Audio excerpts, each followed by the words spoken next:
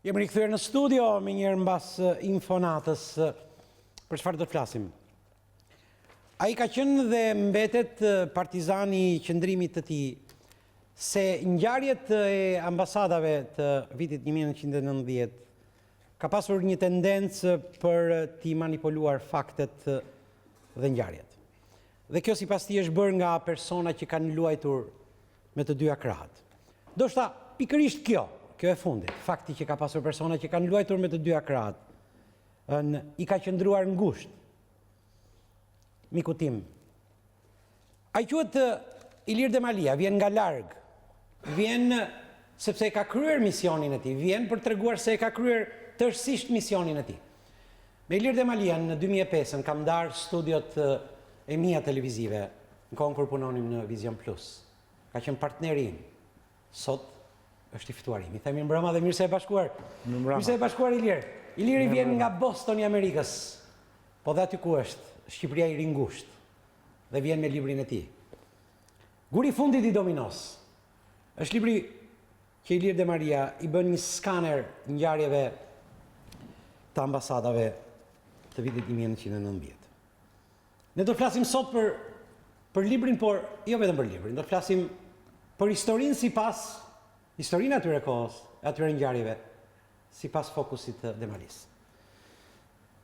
Unë sapo lash pas në panelin e parë historinë e frikshme, të dhimbshme të Krishtit Madh.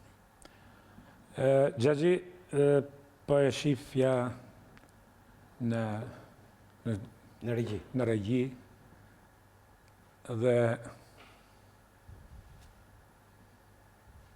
është e tmerrshme. Jo e tmerrshme, është kriminale.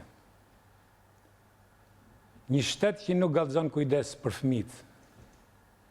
Një shtet që rrin indiferent karshi jetës fëmijëve.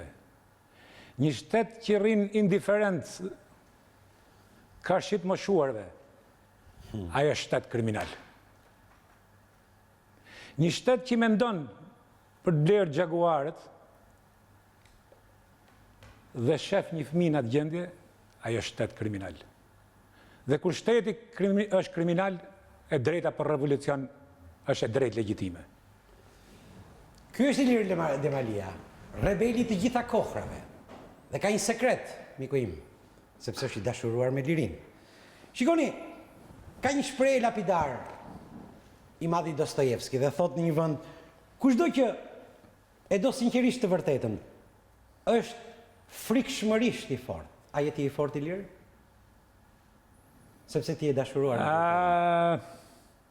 Nuk është problem force, nuk është problem për të na vu epitetet, tash se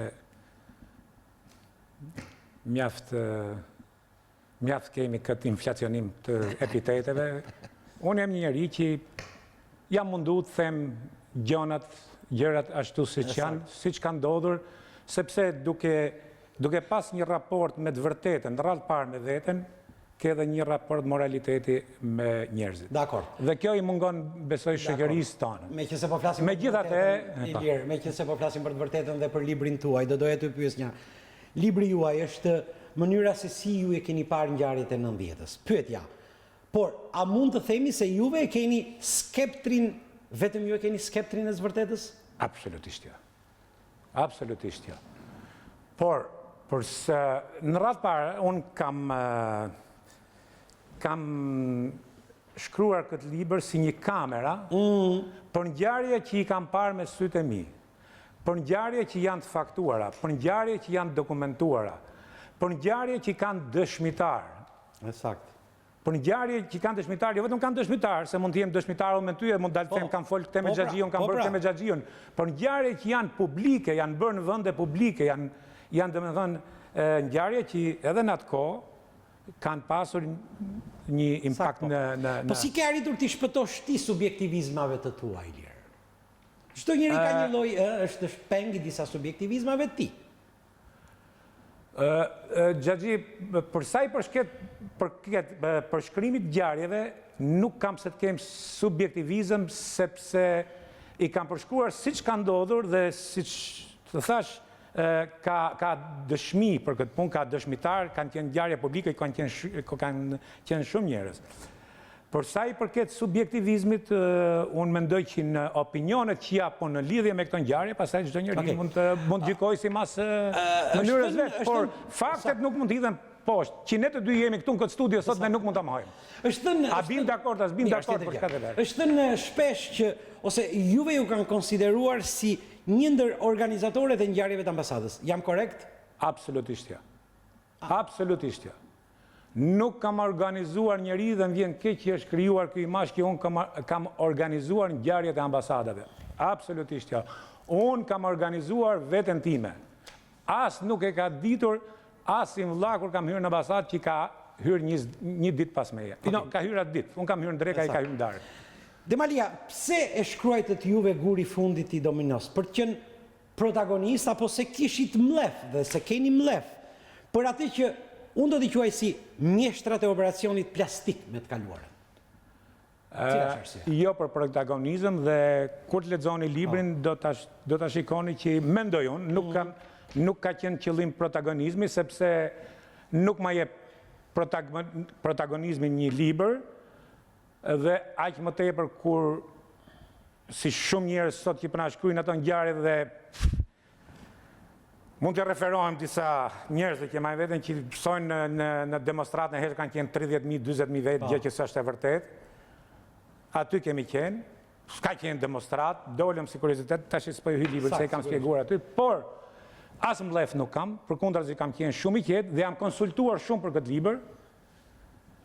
Jam konsultuar me analistin Elias Biberaj, i cili padyshim ka pas një ndihmë, më ka dhënë një ndihmë në kompletimin e këtij libri. Dhe i ka marrë këshillat e tij pikërisht për këtë që thoni ju, për mos pasur mblef, sepse ky libër nuk ka qenë qëllim personal i imi. Për shembull, unë mund ta mbyllja me atë që sa ti protagonist që është krijuar ajo gjë që s'është e vërtetë që unë kam qenë. Po kam thënë, e kam bërë sepse po manipulohet dhe ne duhet të arrijmë sot të krijojmë një raport me të vërtetën.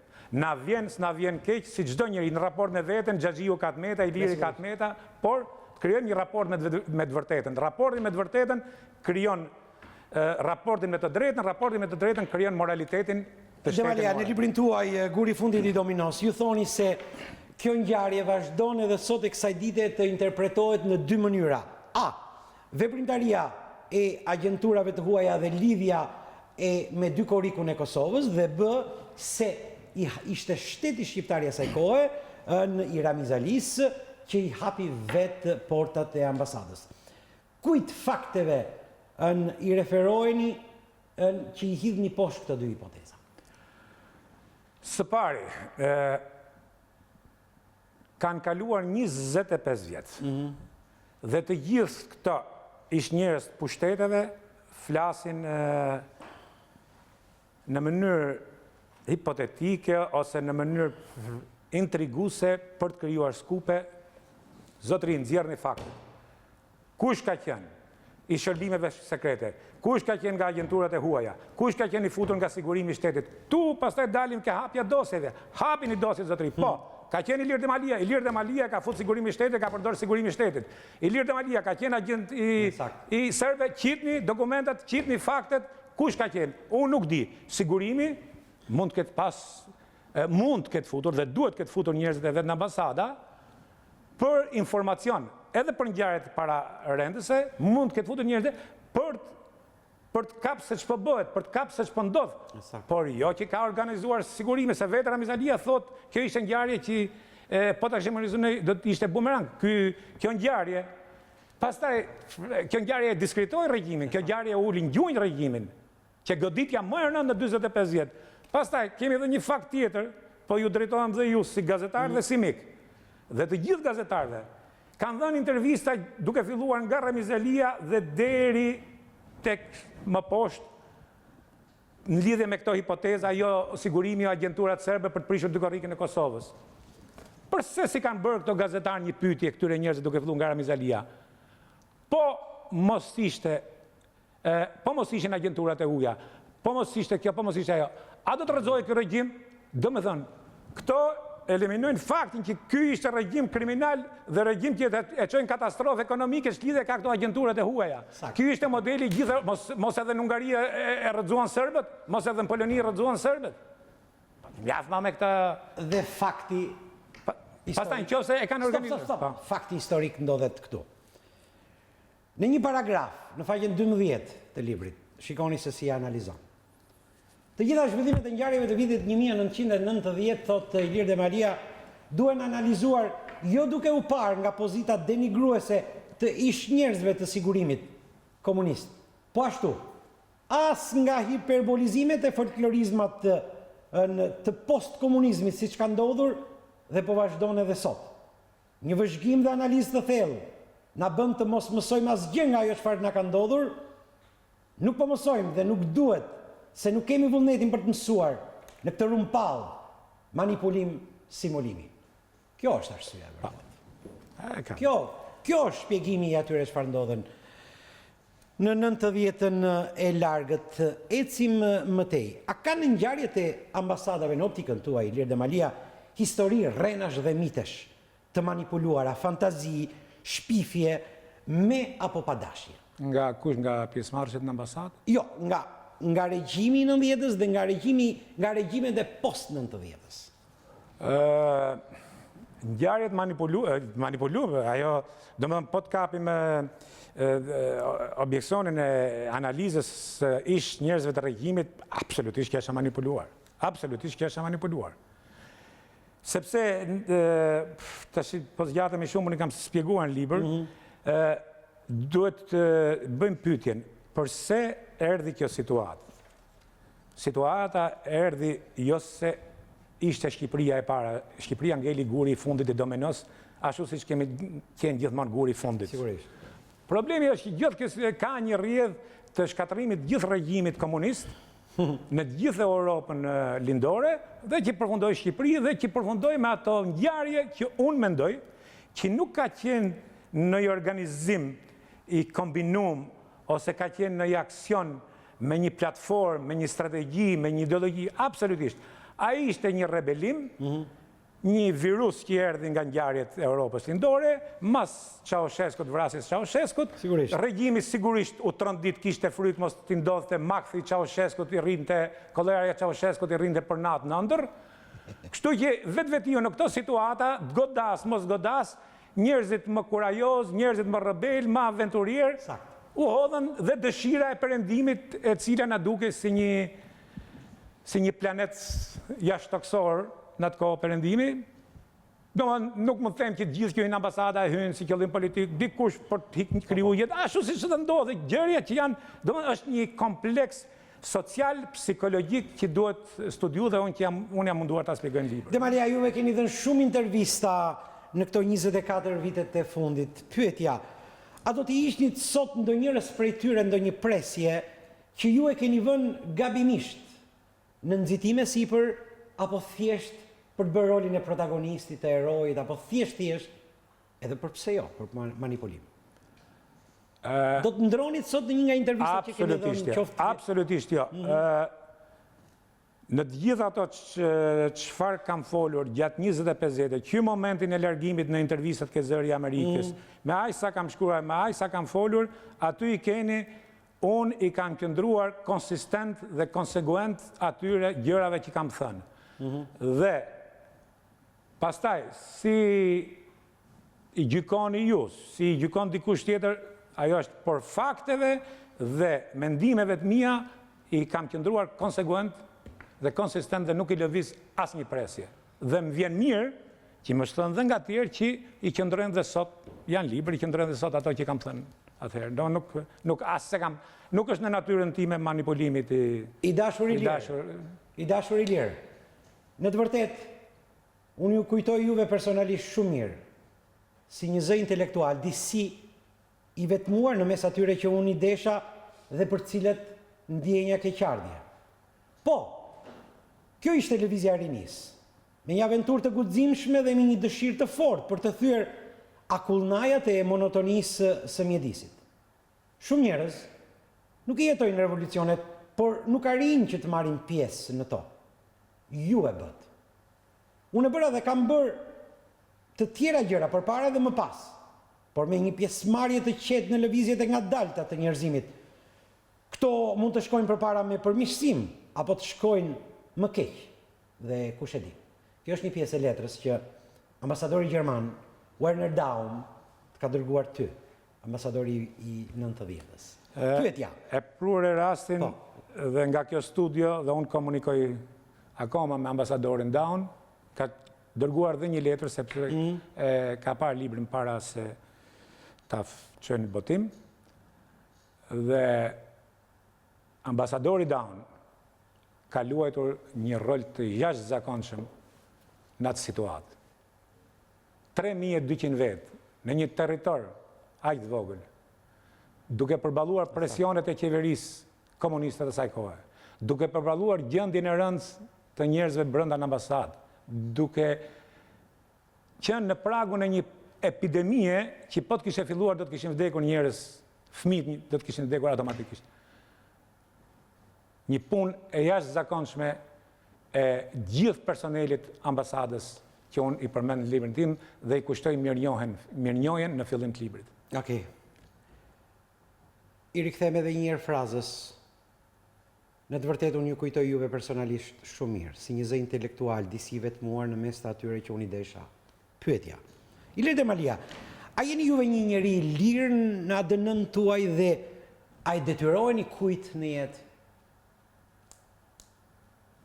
Sa i lirë? Jam njeri i lirë, këtë mund të them me plot gojën.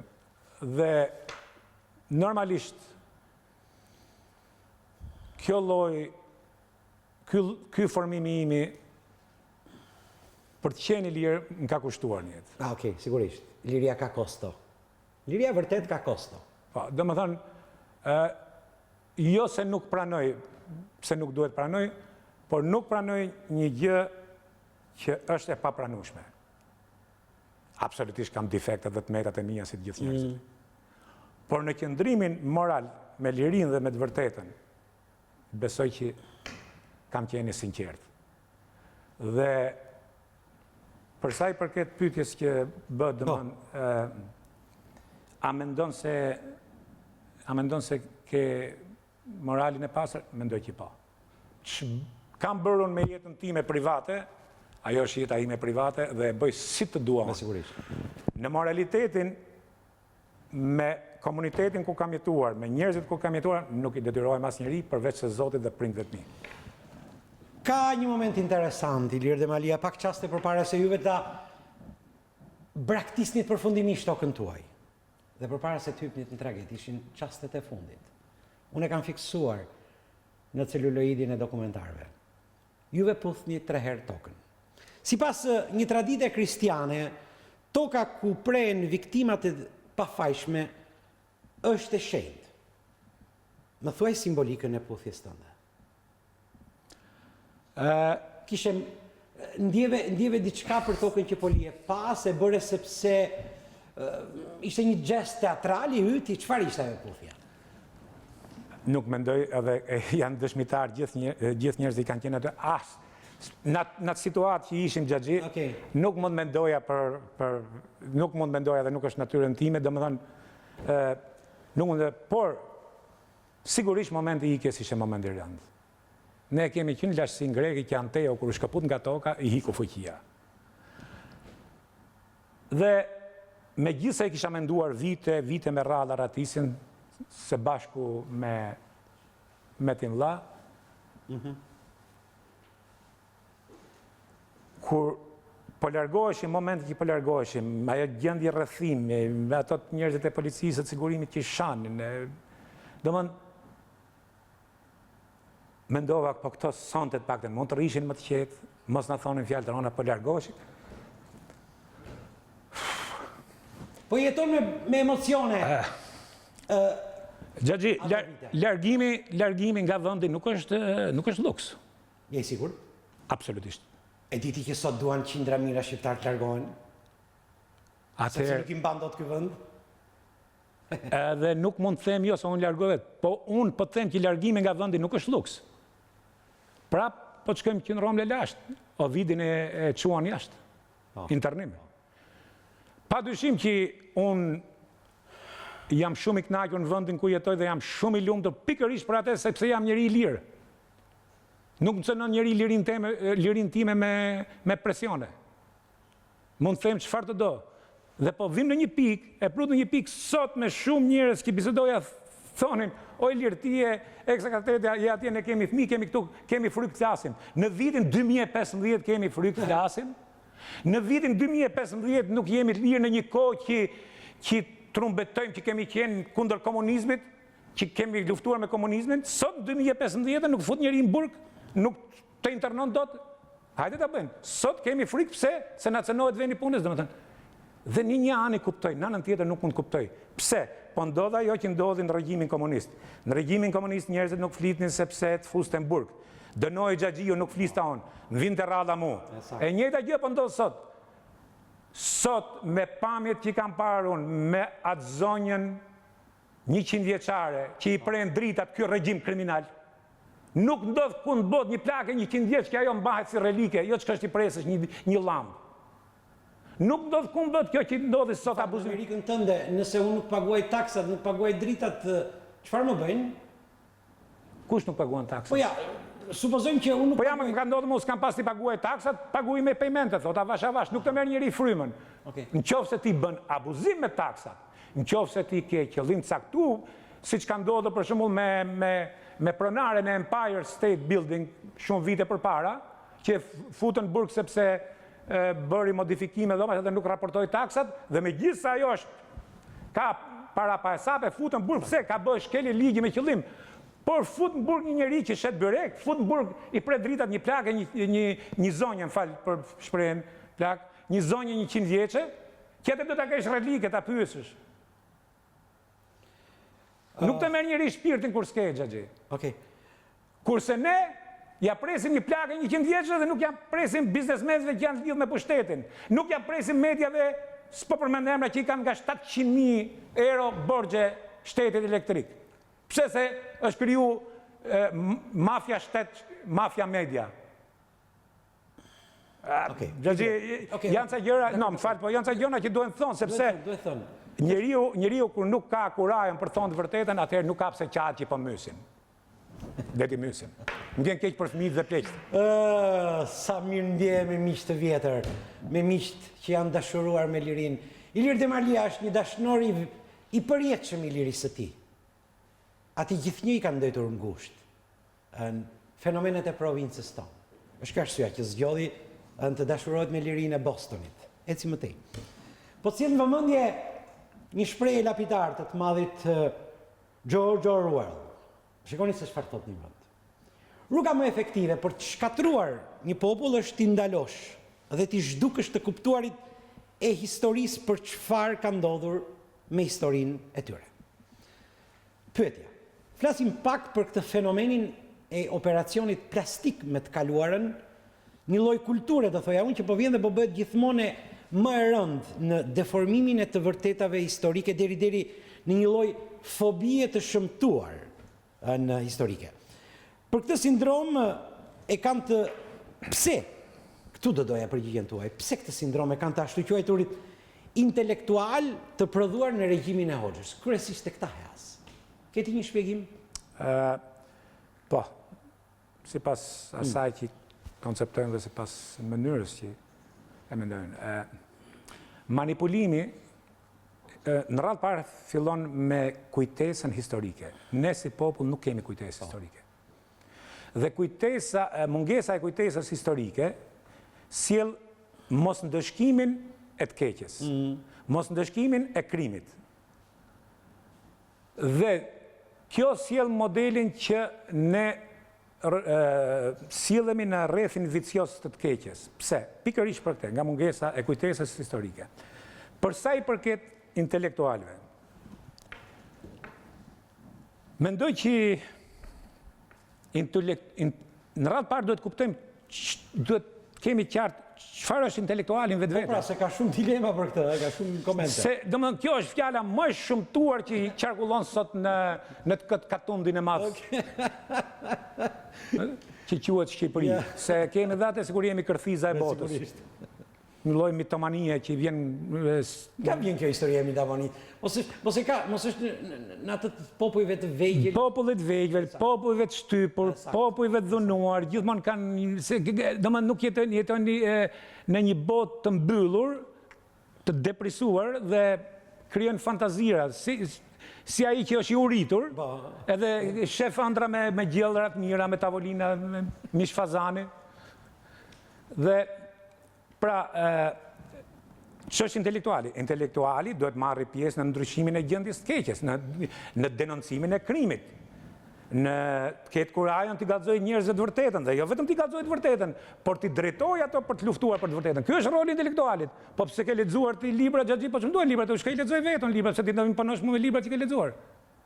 Kjo është ka marruar shkollë intelektual, jo mërse ka një rol intelektuali. Dhe intelektualet në historinë botërore kanë krijuar lëvizje, kanë krijuar revolucione, kanë krijuar modelet një shoqërie. Kështu që këtu ne kush është modeli, atëherë dalim ka ajo që thatë ju. Sepse intelektualët tu janë produkt i regjimit komunist. Dhe kjo është ajo që ato mundohen të manipulojnë dhe të falsifikojnë historinë, sepse i bjen gjithë veprat tyre. Ne jemi aq kontrovers. Në një anë themi ka qenë regjim kriminal, në një anë themi që ka qenë regjimi më izoluar në botën komuniste, në një anë ka qenë, edhe ashtu ka qenë, dhe në anën tjetër përmendim gjithë ato njerëzit e famshëm të artit, të letërsisë, të kulturës në regjimin komunist. Sakt. Dhe këto njerëz nuk kanë pas asnjë kurajo, vetëm se kanë qenë trumpetat regjimit, dhe tani mundohen t'i japin një lloj ngjyre gri që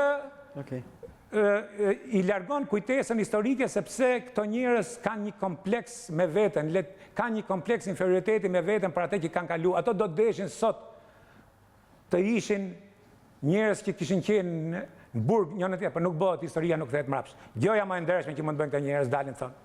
Kështu ka qenë koha, i bëm këto gabime. Tash ti, ky ka qenë raporti, po jo të marrim, grisim këtë faqe librit, vëm një faqe tjetër, retushojnë librat. Njësoj se në kohën e Enver Hoxhës që retushonin fotografitë e armiqve, hishin në Meçejon, veshin një tjetër. Ja, kështu bëhet historia. Ne nuk kemi rënë dakord për një histori të përbashkët, mor xhaxhi. Edhe në anën tjetër, dhe ato që pretendojnë që janë djathtë, njësoj, dem si formim, si botkuptim njësoj. Persekutum, për persekutumit unë kam shumë respekt për persekutumit e vërtet, që kishin një ideologi, kishin një filozofi, ishin njerëz që përfunduan për mendimin tim, i librin 67. Po tash i burgu sigurisht është iron. Por tash keni 25 vjet, pse s'u bot një forcë politike këto persekutum që të tregojnë veten? Po u përdoren dhe u shpërdoren nga forcat politike të këtij tranzicionit demokratik? Çfarë është kjo dobësi? Meqense Ilir po flasim për historinë, pak ditë më parë, unë lexova një status tuaj në Facebook ku ju e ishit ekstremisht i ashpër ndaj Ben Blushit dhe juve thoni se Blushi ka bërë thirrje të hiqet zvar busti Lef Nosit. Jo, thua ti. Zvar duhet të tërhiqen Shuteriqi, mbasi të nxirret nga vari dhe t'i digjen të gjitha veprat e tij, përfshirë dhe çlirimtarët. Më pas të fillojnë të digjen të gjitha filmat dhe skenarët e Kiço Blushit. Do të të pyes një Ilir. Është kjo që ke shkruar ti, një lloj anarkie intelektuale, me histori zhvarimes, me histori djegjesh. Nga ana ime? Nga ana jote. Pse ke pasur gjithë të mlef? Absolutisht. Gjithë të mlef në këtë status? Jo, absolutisht. Unë po të ndjekësh gjithë intervistat e mia dhe shkrimet e mia, unë nuk kam si qëllim vetvete, domethënë që zhvarrosen, fillojnë vrasjet, fillojnë revanshi. Jo, prandaj më bëri çudi jo, ky status. sepse kjo na çon në një... Kjo nuk është gjua jote. Jo, absolutisht. Kjo nuk është gjua e intervistave të tua. Diçka ka ndodhur me ty, më thuaj, prandaj je këtu. Por, jepi. Në këtë rast nuk jam kurrë. Po unë jam që të vendoset drejtësia do të vendoset. Unë jam me moralin e barik. Të vendoset drejtësia, pa vendoset, sikur përmbyset dhe gjithë bota drejtësia do të vendoset. Se kjo krijon realitetin dhe kjo krijon precedentin që nesër mos të vinë që na përsëritet në këtë tranzicion, ikën një qeveri me korrupsione, me vjedhje, me ashtu, vjen tjetra bën po të njëjtën gjë, të hekim të se do vit tjetra, nuk kanë model dëshkimi për të keqen. Dhe kjo ndodhe dhe në 90-ën, Xhaxhi, që nuk u ndëshkua regjimi diktatorial. Nuk themu për të marrë automatikën për dalë, që bëjt njëtën gjë që kanë bërë. Por problemi është që duhet të krijojmë ndëshkimin e të keqes. Kjo nuk u bën në 90-ën, kjo nuk është bërë gjatë tranzicionit dhe po vazhdon. Për dalë ke blushi, Jack London thotë kur të rish me ujkrit duhet u lërish se të hajnë. Dhe unë ju përgjigja ullërimës pa moralshme të Ben Blushit. Një njeriu që është i rritur, dhe më në moshën e adoleshencës ka qenë në 90-ën. Një njeri që nuk ka bërë do të vrasjen e atit. Ne duhet bëjmë njëherë vrasjen e atit. Duhet pranoj moralisht, duke fillu nga unë, nga tjetër. Ç'bën baballarët tonë, jo për të vrarë baballarët tonë, në mendim. Pra, ku e ka moralitetin Blushi? Kur e di shumë mirë historinë edhe Mitër Shuterikit, ju e lexuat letrën e Mitër Shkutelit? Ne i kemi ditë këtë. I ka vjedhur veprat, i ka vjedhur këtë, ka qenë kryetari i lidhjes shkrimtarëve dhe artistëve, kanë dëshkuar njerëz, kanë futur njerëz në burg lidhja shkrimtarëve dhe artistëve. Pra, vim ke Kiço Blushi. Kush është arti Kiço Blushit? I bëri Diti Rambe një regjimi diktatorial. Nga më kriminalet në Europën Diti Rambe kanë bërë gjithë në atë kohë që nga Ismail Kadare me shok apo jo? Absolutisht. E kam jo. Prit, unë nuk gjyktoj, nuk them vras Kiço Blushin. Unë thash ju përgjigja asaj që tha Ben Blushi. Pra, si kur Ben Blushi thonte që unë e gjykoj kështu të Lefnosin, e gjykojnë këtë mënyrë si kolaboranit si gjo, absolutisht nuk di kisha thonë asnjë gjë. Po të tërheqës Varr Bustin, Lefnosit, që është figurë e pavarësisë, që është ministri parë i postës shqiptare, që është në kongresin e manastirit, gjuhës shqipe që i shkruan Ben Blushi, Kiço Blushi shqip. Që ka bashkëpunuar me për nazizmin. Këtu vim në një pikë, Xhaxhi. Atë vim në balancë krimet. Kush ka bërë krime?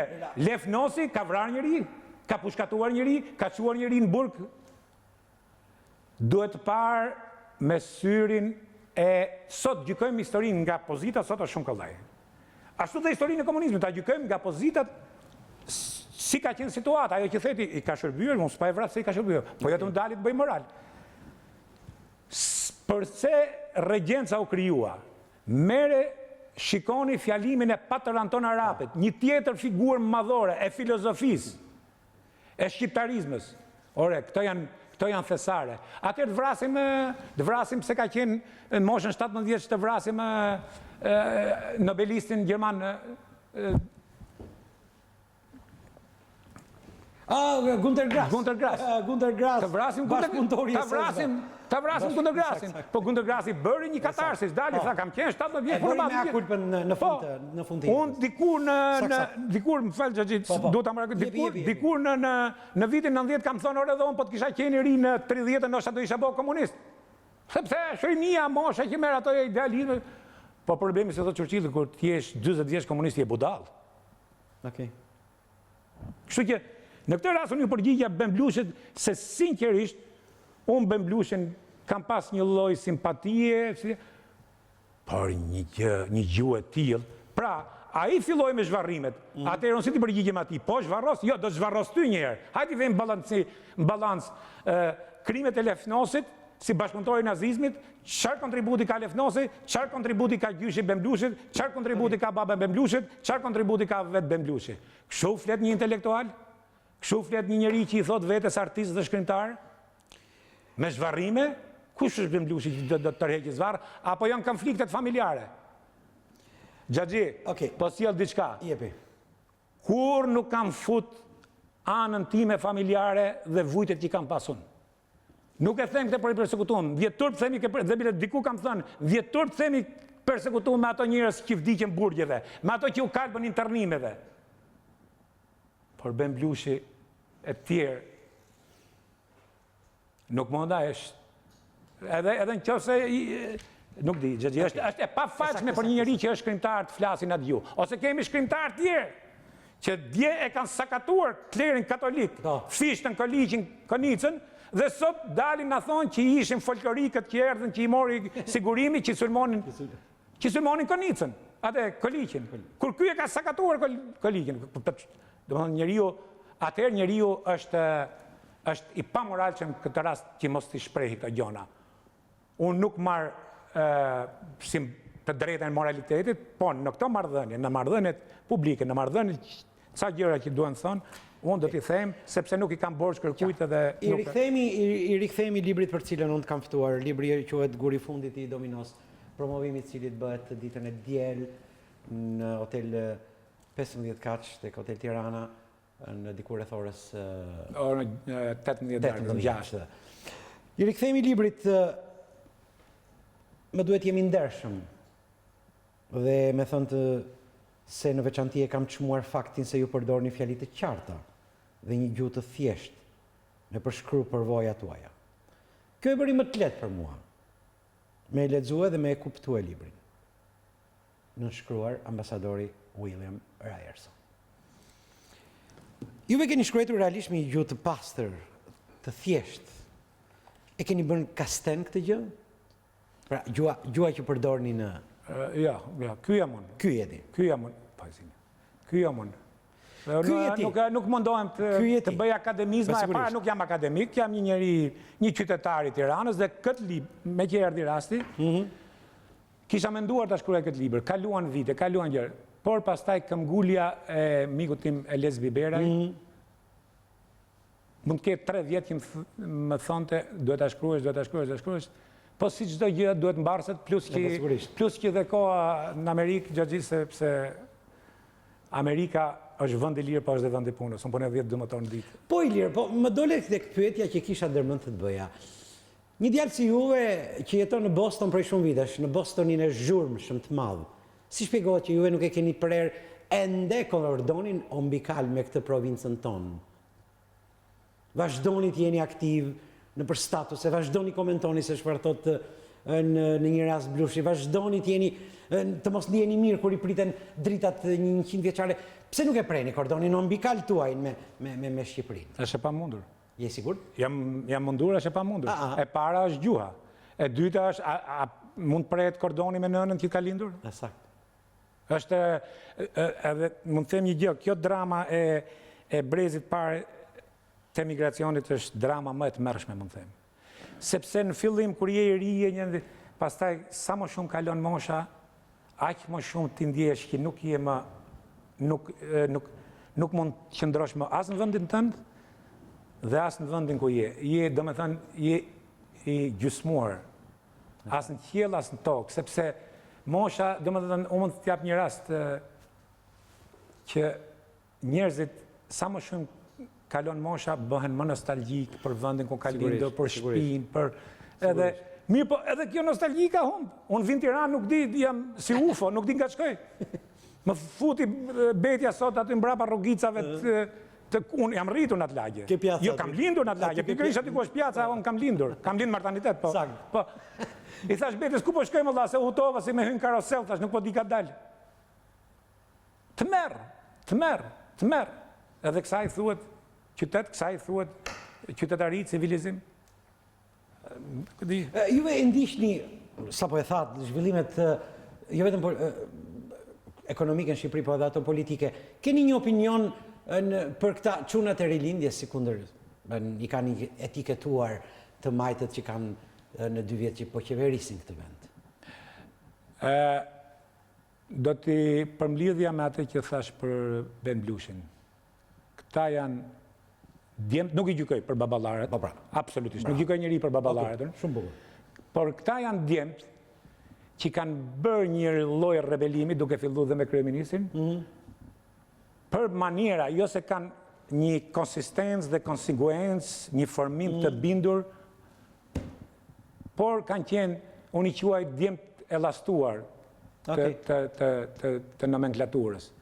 Dhe si gjithë djemt elastuar, dhe kanë qenë më të edukuar, kjo është fakt, kanë qenë më të edukuar, por këto po mbrojnë veprën e baballarëve tyre, nuk e them unë që të marrin të dalin e të shajnë baballarët e tyre njën, por të mbrojsh veprën, siç ishte rasti Ben Blushit është e turpshme. Dhe të njëjtën gjë po bëjnë këto. Mund të themi edhe për Kristaq Ramën. Një rrugë e emrin Durrës, për çfarë? Për buzët e Allçiut e Enver Hoxhës që i mushi gjithë shtëpiat e Shqipërisë. Për çfarë? Ç'është arti më çfarë? Ore është artisti i Zotit, po për çfarë? Çfarë ka lënë? Kush është gjurma? Bustet e Enver Hoxhës. Okej. Tash Ilir, më falë që të ndërpres.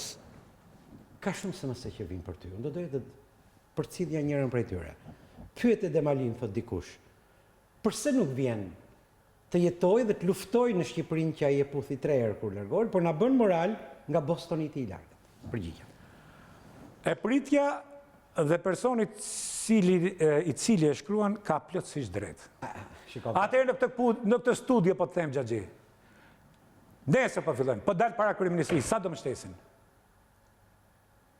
Po deklaroj këtu para kësaj studie, ai personi ka shumë të drejtë dhe se ai kanë shumë të drejtë njerëz, se ma kanë bërë këtë pyetje pse zje.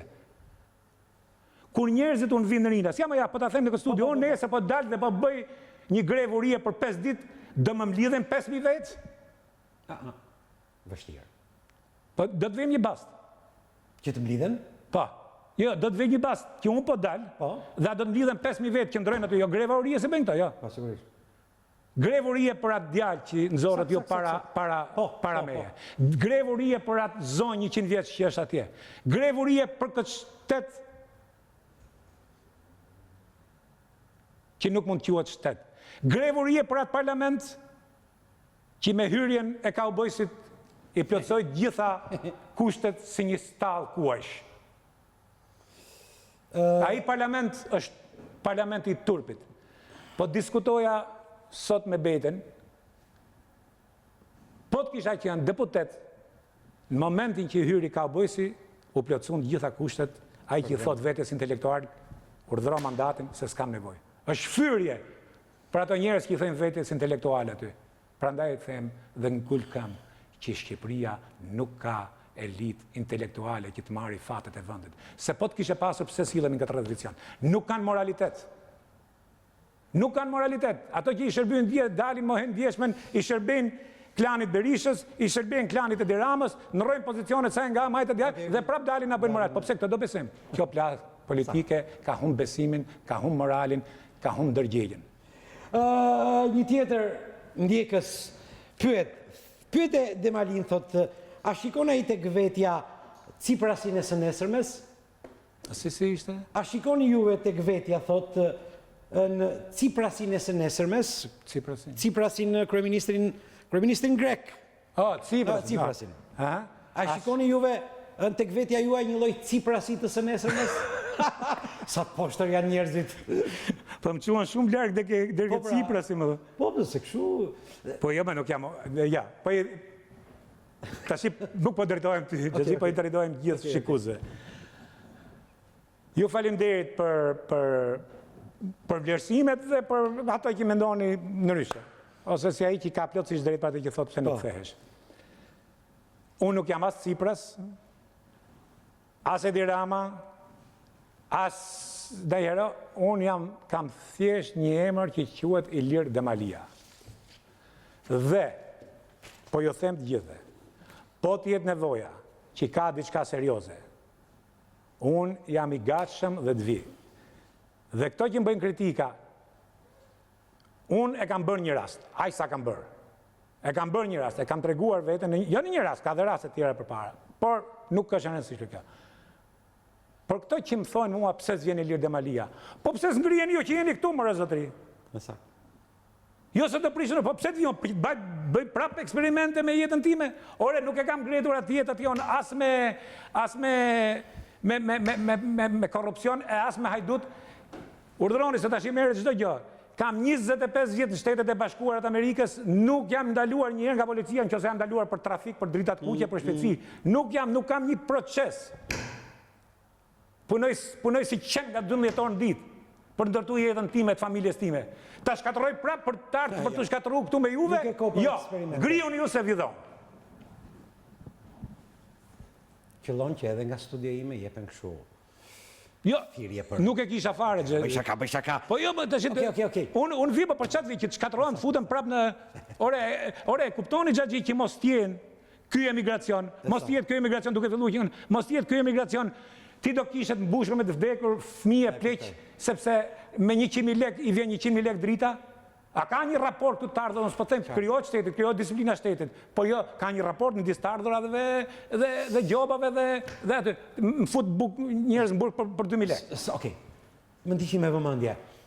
Vetëm një njeri i dashuruar me lirinë dhe me dimensionet e vërteta mund të ketë një penë të tillë, mund të ketë një frymëzim të tillë. Më ndiq edhe ti. Rënd u ngrita të putha në re, mes qiellit dhe tokës. Si kthim zgjithsnaj, Gjimnaje. kthim zgjimnaj, zbrita tek ty, zbardhi. Me pupla reshtë zgjova, nga kumti qiellor.